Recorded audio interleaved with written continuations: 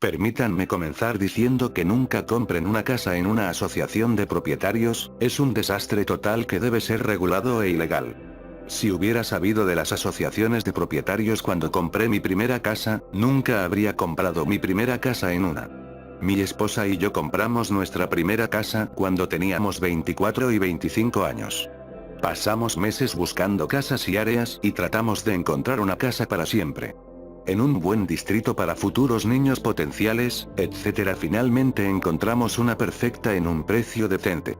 Al principio todo fue excelente, vecindario súper agradable y vecinos decentes. Bueno, unos meses después de comprar la casa, alquilamos una casa rodante para ir de viaje y la estacionamos en el camino de entrada durante los 3 días previos al viaje para empacarla y para que yo aprendiera cómo funcionaba la mitad de las cosas. Cuando de repente un vecino quiere pasar caminando por la vereda y empieza a gritar para que yo corra la casa rodante. Yo, siendo la persona promedio y normal, le dije amablemente que se fuera y saliera de mi camino de entrada y le dije que si regresaba llamaría a la policía porque estaba gritando como un loco a centímetros de mi cara. Aproximadamente 3 horas después, aparece una grúa grande y él se acercó como si fuera un dios y me entregó un sobre sencillo con una carta en el interior que decía por orden de la asociación de propietarios, este vehículo recreativo debe ser remolcado y una multa de $1.500 por violar sus reglas. Si bien el señor loco miembro de la junta puede no escuchar la razón por la que el tipo de la grúa que encontraron no le gustaba tanto entrar en mi camino de entrada y remolcar un vehículo cuando le dije que si entraba en la propiedad llamaría a la policía. Una vez que el conductor de la grúa decidió que había terminado de involucrarse en este lío, el vecino se volvió aún más loco y las tormentas se fueron. Llamo a mi amigo para obtener el número de su papá porque es un abogado para preguntarle sobre esta carta insana que acabo de recibir y para pedirle un consejo legal. Después de hablar con su padre me dijo que bajara, le escribiera un cheque de $500 y trajera todos los papeles que recibí al comprar la casa y la carta actual que acabo de recibir. Al día siguiente, le enviaron una carta muy amistosa a mi vecino y a la junta de la asociación de propietarios. Básicamente, decirle a mi vecino que él mismo en términos legales y que nos deje a nosotros y a nuestra propiedad en paz. Luego continué recibiendo multas de $1.500 por día en sobres simples sin matasellos en mi buzón que luego entregué al padre de mi amigo y cada vez él envió otro juego de cartas y se comunicó con el servicio postal para informar los incidentes. Resulta que poner un centro comercial en el buzón de la gente es un crimen, ¿quién sabía? Bueno, decidimos hacer nuestro viaje de una semana por todo el estado y olvidarnos un poco de todo. Me molestó un poco que tuve que gastar $500 para que un abogado enviara cartas, pero eso es lo que hacen. Avance rápido hasta que regresemos del viaje y lleve la casa rodante a nuestro camino de entrada durante 2 días para que podamos descargarlo y limpiarlo y luego devolverlo. Una vez más, cada día se llenan más sobres en nuestro buzón y más visitas a nuestro abogado y más cartas enviadas y más incidentes reportados al servicio postal. Bueno, aquí es donde realmente comienza la diversión, resulta que señor loco finalmente me da una citación para que aparezca ante el tablero. Mi abogado dijo que esto es una locura ilegal porque lo que han hecho es usar lo que parece un documento legal real incorrectamente, para convocarme a la junta. Otros $500 para el abogado y esperamos la fecha que eligieron. Intentan mantener a mi abogado fuera de la sala por alguna regla de privacidad de la junta, pero rápidamente se callan cuando comienza a repasar sus propias reglas que ellos están violando. En lo profundo de este libro de la Asociación de Propietarios hay algunas reglas muy bien redactadas y cosas que describen lo que hace que los miembros de la junta no sean elegibles y cómo no pueden servir si cometen ciertas infracciones. Bueno, adivinen qué ha hecho el señor vecino loco. Cometió varios de ellos, todos documentados. También la cereza en la parte superior es que si el 51% de los miembros de la asociación de propietarios votan para disolver la asociación de propietarios, todo desaparece. Bueno, sucede que mi esposa trabajó a tiempo parcial desde casa durante este lío y tuvo todo el tiempo libre del mundo para comenzar una campaña de disolver la asociación de propietarios. La asociación de propietarios intentó detener todo al no celebrar reuniones, otra violación de la asociación de propietarios, y comenzó su propia campaña tratando de cambiar las reglas de la asociación de propietarios para evitar ser expulsados y un volante y una carta bastante racistas para todos explicando los peligros de no tener una asociación de propietarios y toda la gente mala, negros y mexicanos, que se mudarán y se harán cargo o venderán drogas, etcétera, que nuestras casas se volverían mucho menos valiosas y todo lo demás que pudieran probar. Resulta que es muy divertido usar las propias reglas de alguien en su contra. El vecindario incluso inició un fondo que nos devolvió lo que nos costó hacer que el abogado comenzara y los costos continuos que tenía. Unas semanas después de que fracasara la campaña del miedo y se viera obligado a celebrar una reunión, se convocó a votación utilizando sus propias reglas. La asociación de propietarios ya no existía y todos los fondos restantes debían ser distribuidos de regreso a los propietarios y miembros por igual. Esto nunca sucedió, resulta que de alguna manera la asociación usó todos sus fondos en el transcurso de los últimos 2 meses. Aproximadamente la mitad de los ex miembros de la junta vendieron sus casas y se mudaron, incluido el vecino loco. Pasé 3 horas tratando de encontrar artículos de noticias antiguos porque se informó principalmente que su disolución fue debido a las cartas racistas de la asociación de propietarios, pero fue hace demasiado tiempo para encontrar algo moral de todo el lío. No compre una casa en una asociación de propietarios y si lo hace, planee contratar a un abogado.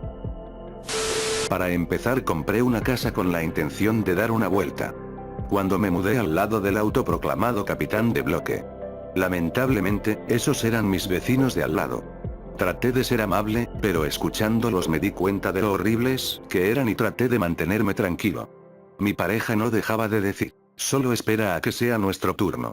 Se jactaban, a través de sus contactos con la ciudad, obligando a la gente a hacer mejoras en sus casas, sacando a inquilinos indeseables de las casas y simplemente acosando a la gente en general.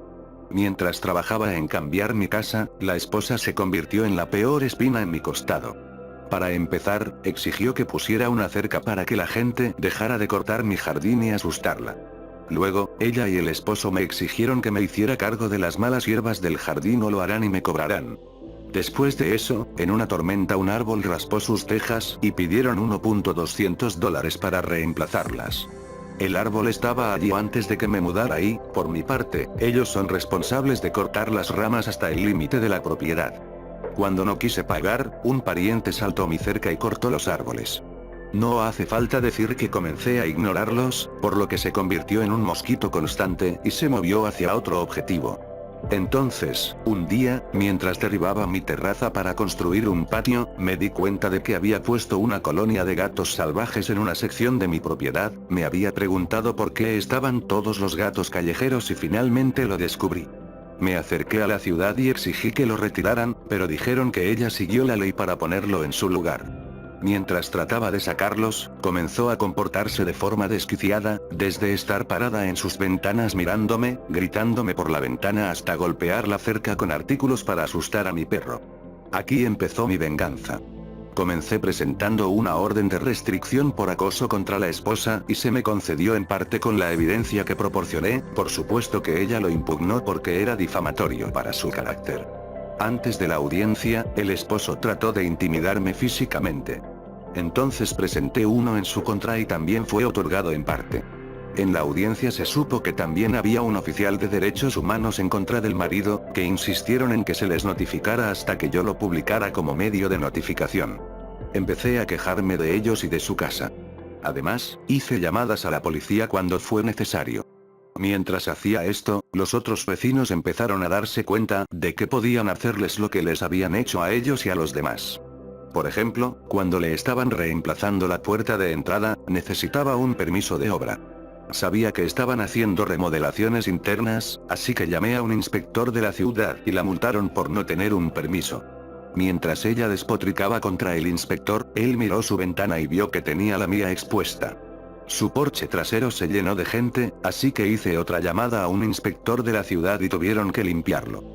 Luego tenían una ventana rota en la puerta del porche, así que llamé a un inspector y tuvieron que reemplazar la puerta. Luego, la pintura de su casa se estaba pelando, así que llamé a un inspector y tuvieron que volver a pintar. El inspector también encontró que la madera debajo estaba podrida y el porche delantero estaba inclinado. Entonces, necesitaban arreglar el porche delantero, secciones de madera y volver a pintar.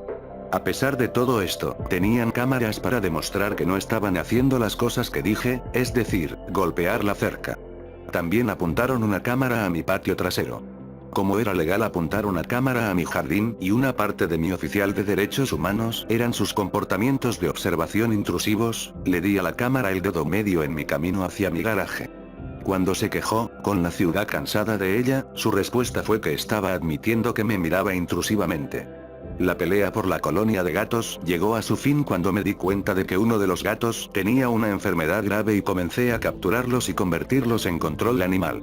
No se preocupe, el control de animales era parte del programa de gatos salvajes, por lo que no serían sacrificados, pero el vecino tendría que pagar una multa para sacar a cada gato o cerrar la colonia. Finalmente atrapé al enfermo y tenía rabia, parte del programa era que ella capturara a cada gato nuevo y lo vacunara. Algo que ella admitió no querer hacer. La ciudad ahora tuvo que actuar para cerrar la colonia, la persona a cargo del control de animales que no respondió a mis quejas fue despedida. Los vecinos llamaron a un mediador de la ciudad con el que nos reunimos, presentaron todas las pruebas y dijeron que no nos reuniríamos con ellos, y proporcionaron tweets extremadamente racistas que hicieron sobre los vecinos. La ciudad cortó lazos con ellos como líderes comunitarios. Con su poder de intimidación desaparecido y habiendo gastado lo que solo puedo imaginar en multas y reparaciones, como lo hicieron con muchos otros vecinos.